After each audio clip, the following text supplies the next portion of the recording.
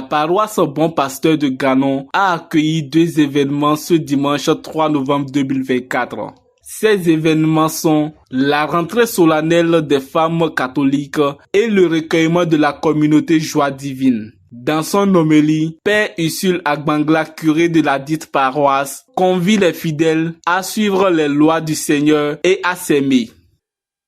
Le 31e dimanche du temps ordinaire qui nous conduit résolument tout doucement vers la fin de l'année liturgique nous donne la joie de regarder tous les textes d'aujourd'hui et c'est là que je trouve un seul mot qui m'intéresse, qui sera résumé en voyant les trois textes.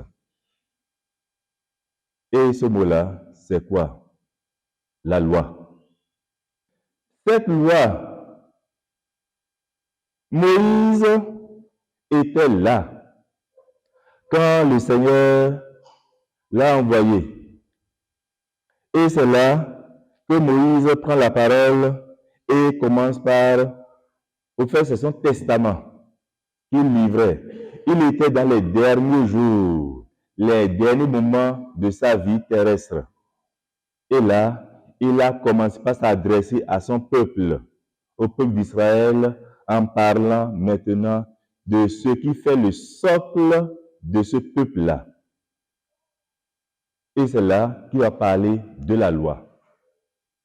L'essentiel, c'est que le Seigneur Moïse va dire, pour que nous puissions vivre longtemps, il faudra vivre selon les lois et les commandements du Seigneur. Le Seigneur demande aujourd'hui d'aimer, et en aimant, on va ainsi aimer le Seigneur de tout notre cœur, de toute notre force, de toute notre intelligence, de tout notre esprit. Femme catholique, femme catholique, femme catholique. Très bien. Il a répondu aussi. Cela signifie quoi? Vous aussi, le Seigneur vous demande d'écouter. Et en écoutant, c'est de mettre la parole de Dieu en application.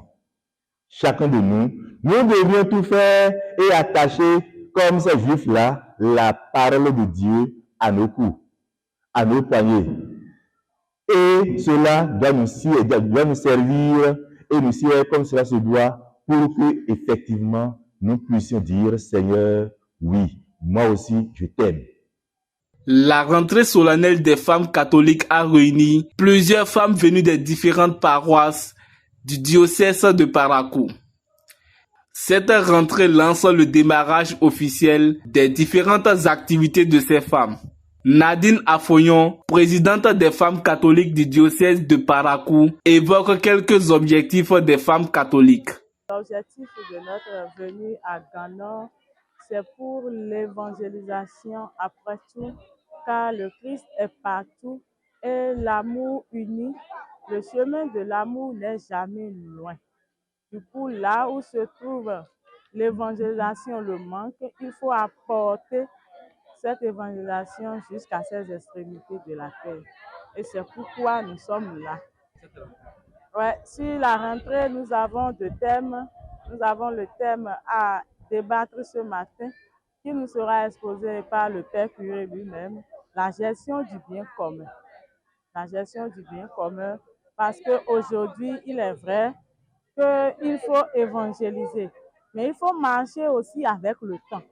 Il faut marcher avec le temps et savoir qu'est-ce que nous avons réellement en commun.